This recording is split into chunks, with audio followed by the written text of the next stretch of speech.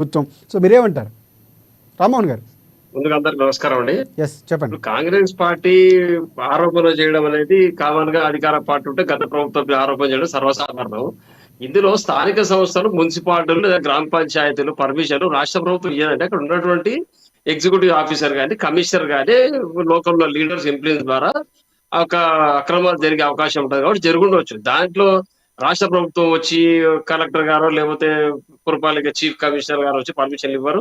ముఖ్యమంత్రి గారు పురపాలక శాఖ మంత్రి గారు దానికి ఎండార్స్మెంట్ చేయరు. ఇది గమనించాల్సిన విషయం ఏంటంటే ప్రతి మున్సిపల్ గాని, గ్రామ పంచాయతీల్లో గాని అన్ని ఏ ఒక్క ప్రభుత్వం ఉన్నా ఇటువంటి చిన్న చిన్న పొరపాటు జరుగుతూ ఉంటాయి.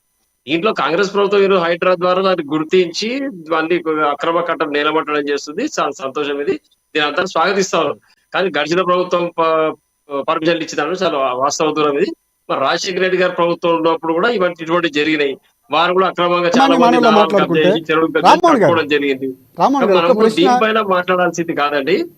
ఒకసారి నేను చెప్పేది రండి. ఎప్పుడైతే స్థానిక సంస్థలకు ఆ పూర్తి అధికారాలు ఉంటాయి, అక్కడ ఉన్నది స్థానిక ప్రభుత్వం పరిపాలన సమయంలో జరిగినటువంటి భవనాలు చాలా ఉన్నాయి, కూల్చబడుతున్నాయి, ఇప్పటికీ నిర్మాణంలో ఉన్నాయి, కొన్ని పూర్తి అయిపోయాయి. సో అది గత 10 ఏళ్ళలోనే జరిగింది. ఇది కాంగ్రెస్ ప్రభుత్వం 7 నెలల్లో జరిగినటువంటి కాదు. సో అది కూడా మీరు గమనించాలంటే అధికారి యొక్క లోపం వల్ల జరిగిందంటారా, లేకపోతే అప్పుడు ఉన్నటువంటి రాజకీయ నాయకుల ప్రమేయం ఏమైనా ఉందే అని అనుమానించాల్సినటువంటి అనుమానాలకు ఏమైనా ఒత్తాసు పలుకుతారా? మీరు ఏం మాట్లాడతారు దానికి సంబంధించి? ఏమిటంటే ఎక్కడ కూడా రాజకీయ నాయకులు ఇందులో ఇన్వాల్వ్మెంట్ కారు. ఎందుకంటే చిన్న చిన్న విషయాలకు తప్పుడు పని చేపిస్తే మళ్ళీ మీడియా ద్వారా బయటకు వచ్చినప్పుడు నాయకులు ఒక ఇమేజ్ ఖరాబ్ అవుతుంది. కాబట్టి నాయకులు అటువంటి ధైర్యం చేయరు. ఎక్కడైనా స్థానిక సంస్థలకు చెందిన ప్రజాప్రతినిధులు కానీ, అక్కడ ఉన్న కమిషనర్లు కానీ, సర్పంచులు కానీ, ఎగ్జిక్యూటివ్ ఆఫీసర్ ద్వారా ఇటువంటి పనులు రాజకీయ ఒత్తిడి తీసుకొని చేపించే అవకాశం ఉంటుంది. అంతేగాని ఎవరు కూడా రాష్ట్ర స్థాయిలో ఎమ్మెల్యే గానీ, మంత్రులు గానీ, ముఖ్యమంత్రులు గానీ ఇటువంటి పనులు చేయరు. అందుట్లో చిన్న చిన్న రెసిడెన్షియల్ కట్టడాలు, కమర్షియల్ కట్టడాలు చిన్న 200 గజాలు 500 గజాల పరిధిలో ఉన్నాయి. కాబట్టి దీంట్లో ప్రభుత్వాన్ని బదనాం చేయడం అనేది ఇది చాలా తప్పు పరిస్థితి. కాకపోతే ప్రభుత్వం అధికారులను పూర్తి స్థాయిలో నిఘా పెట్టి ఇటువంటి పొరపాటు జరగకుండా చూసేది ఉంటే కాదు. కొంచెం నమ్మకంతో అధికారుల పైన పూర్తిగా స్వేచ్ఛ ఇచ్చినందుకు అధికారుల తప్పిదాల వల్ల ఇటువంటి జరిగినాయి. మరి అటువంటి అధికారుల పైన ఈ రాష్ట్ర ప్రభుత్వం చర్య తీసుకోవాలని మేము చెప్తా ఉన్నాం. తప్పకుండా ఇప్పుడు హైడ్రా ద్వారా ఎంత అక్రమ కట్టడాలు పూర్తి చేస్తున్నారో దానికి కూడా బీఆర్ఎస్ పార్టీ ప్రతిపక్ష విరోధాలు పూర్తి మద్దతు ఇస్తుంది.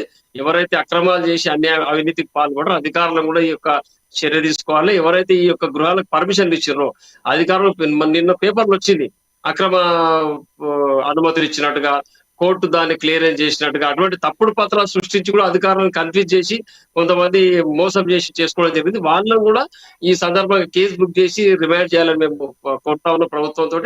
ఎవరు తప్పుడు పత్రాలు సృష్టించి చేస్తే వాళ్ళపైన కేసు, లేదా అధికారులు లంచాలు తీసుకొని అనుమతులు ఇస్తే వాళ్ళపైన కేసు చేయాల్సిన అవసరం తప్పకుండా. ఈ యొక్క చర్య సరైనదే. ఇక్కడ నాలాలు కానీ, చెరువులు కానీ కబ్జా కాకుండా కాపాడడం మంచి పద్ధతి ఇది. తప్పకుండా రాష్ట్ర ప్రభుత్వానికి మేమున్న హైడ్రా అధికారులకు కూడా పూర్తి స్థాయి మద్దతు తెలుపుతాం. ఇందులో ఎవరు ఇన్వాల్వ్మెంట్ అందరిపైన చర్య తీసుకోవడానికి ఎప్పుడు కూడా బీఆర్ఎస్ పార్టీ ప్రభుత్వానికి అనుకూలంగా మాట్లాడుతుంది. అవినీతి అధికారులకు అనుకూలంగా, దొంగ పని చేసిన వ్యక్తులకు అనుకూలంగా ఎప్పుడు కూడా బీఆర్ఎస్ పార్టీ మాట్లాడదు. రైట్. చాలా మంచి మాటలు మాట్లాడారు. అండ్ హైడ్రా అంటే కొత్త ప్రభుత్వం పథకానికి కూడా స్వాగతించారు. అండ్